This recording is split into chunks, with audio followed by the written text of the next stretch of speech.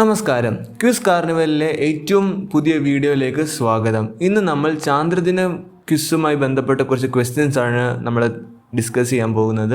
ഈ ക്വസ്റ്റ്യൻസ് എന്ന് പറയുമ്പം ഏറ്റവും കൂടുതൽ ഇമ്പോർട്ടൻ്റ് ആയ ക്വസ്റ്റ്യൻസ് ആണ്. നിങ്ങളുടെ ടീച്ചേഴ്സും ഈ ക്വസ്റ്റ്യൻസ് ഇതേപോലെ ചോദിക്കാൻ ഒരുപാട് സാധ്യതയുണ്ട്. കാരണം ഇത് ഏറ്റവും ഇമ്പോർട്ടൻ്റ് ആയിട്ടുള്ള ക്വസ്റ്റ്യൻ ആയതുകൊണ്ട് തന്നെ. അപ്പം നിങ്ങൾ നാളെ പോകുന്നതിന് മുമ്പ് ഇതൊന്നെടുത്ത് റിവൈസ് ചെയ്യാൻ ശ്രദ്ധിക്കുമല്ലോ. അപ്പോൾ നമുക്ക് വീഡിയോയിലോട്ട് കടക്കാം. ലോകമെമ്പാടും ചാന്ദ്രദിനം എപ്പോഴാണ് ആഘോഷിക്കപ്പെടുന്നത്? എളുപ്പമുള്ള ക്വസ്റ്റ്യൻ ആയിരുന്നു. July 20.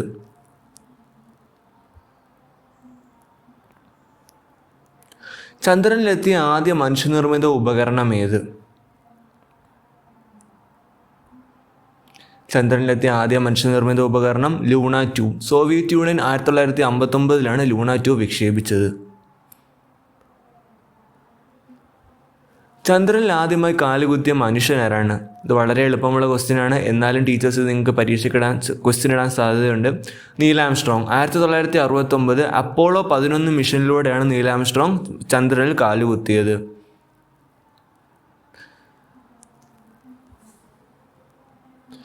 India space research organisation ISRO സ്ഥാപിക്കപ്പെട്ടത് എപ്പോൾ?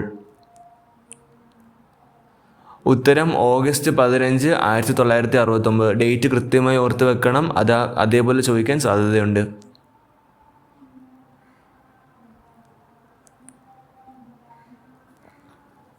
ഇന്ത്യൻ ബഹിരാകാശ പദ്ധതിയുടെ പിതാവ് എന്നറിയപ്പെടുന്നത് ആരാണ്? ഇതും വളരെ എളുപ്പമുള്ള ക്വസ്റ്റ്യൻ ആണ്. ഓരോ ഇന്ത്യക്കാരെന്നല്ലേ നമ്മൾ അറിഞ്ഞിരിക്കേണ്ട ക്വസ്റ്റ്യൻ ആണ്. ഉത്തരം ഡോക്ടർ വിക്രം സാരാഭായ്. ഇന്ത്യയുടെ ആദ്യ ചാന്ദ്ര ദൗത്യത്തിൻ്റെ പേര്? ഇതും അത്യാവശ്യം എളുപ്പമുള്ള ഒരു ക്വസ്റ്റ്യൻ ആണ്. ചന്ദ്രയാൻ 1. ഇന്ത്യയുടെ ആദ്യ ചാന്ദ്ര ദൗത്യത്തിൻ്റെ പേര് ചന്ദ്രയാൻ 1. ചന്ദ്രയാൻ 1 ലോഞ്ച് ചെയ്തത് ഏത് വർഷം? ഇത് കുറച്ച് ഡിഫിക്കൽട്ടാണ്, എന്നാൽ എല്ലാവർക്കും അറിയാവുന്നതാണ്. 2008.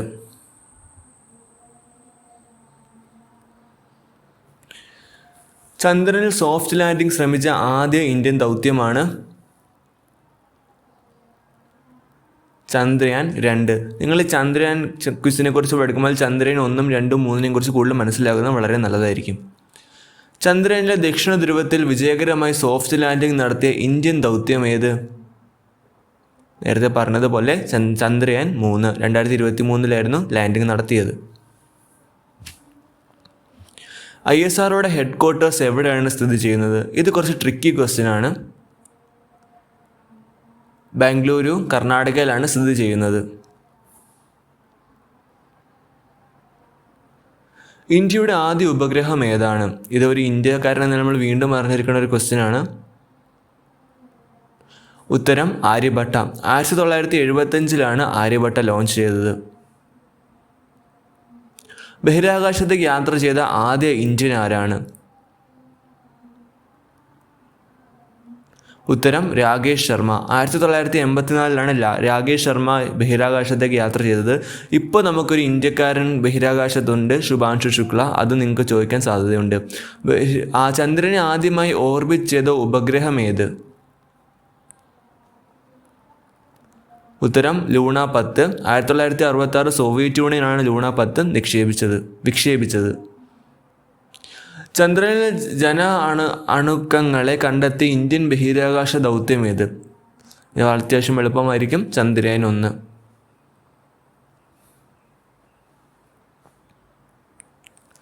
ചന്ദ്രയാൻ 2 മിഷനിലെ ലാൻഡറിൻ്റെ പേരെന്താണ്? ഉത്തരം വിക്രം ലാൻഡർ. വിക്രം സാരാഭായിയുടെ ആദരസൂചകമായി നമ്മൾ നൽകിയ പേരാണ് വിക്രം ലാൻഡർ. ചന്ദ്രയാൻ ദൗത്യത്തിൻ്റെ സമയത്ത് ISRO ചെയർമാൻ ആരായിരുന്നു? ഉത്തരം G. മാധവൻ നായർ. അദ്ദേഹം മലയാളിയാണ്. ഭൂമിയിലെ പുനരുപയോഗിക്കാൻ സാധ്യതയുള്ള ചന്ദ്രനിൽ ധാരാളമായി ലഭിക്കുന്ന ഹേലിയത്തിൻ്റെ ഐസോട്ടോപ്പ് ഏത്? ഹേലിയം 3.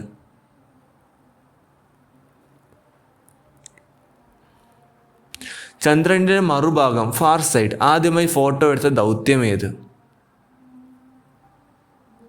ഉത്തരം ലൂണ 3. 1959 ലൂണ വിക്ഷേപിച്ചത്. ചന്ദ്രനിൽ ഏറ്റവും വലിയ ഗർത്തം ഏത്?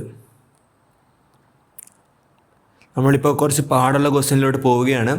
ഉത്തരം സൗത്ത് പോൾ, ഐറ്റ്കൺ ബേസിൻ എന്നാണ് അതിൻ്റെ പേര്.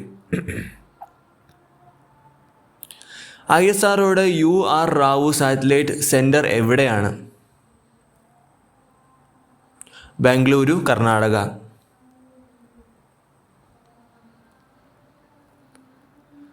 സൂര്യനെ പഠിക്കാൻ ISROയുടെ ദൗത്യം ഏത്? ഇത് എളുപ്പമുള്ള ക്വസ്റ്റ്യൻ ആണ്. എല്ലാവർക്കും അറിയാവുന്നതുപോലെ ആദിത്യ L1.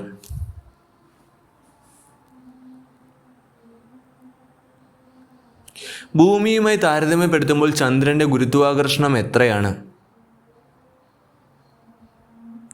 ഉത്തരം ഏകദേശം 1/6 ഭാഗം. ഇതൊക്കെ നമ്മൾ ഫിസിക്സിൽ പഠിച്ചു വരുന്നതാണ്.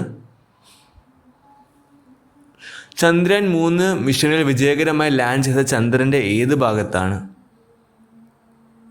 ഉത്തരം ദക്ഷിണ ധ്രുവം, സൗത്ത് പോൾ റീജിയനിലാണ് ചന്ദ്രയാൻ 3 ലാൻഡ് ചെയ്തത്. Thank you. വീഡിയോ ഇഷ്ടപ്പെട്ട ലൈക്ക് ചെയ്യാനും ഷെയർ ചെയ്യാനും സബ്സ്ക്രൈബ് ചെയ്യാനും മറക്കരുത്. Thank you.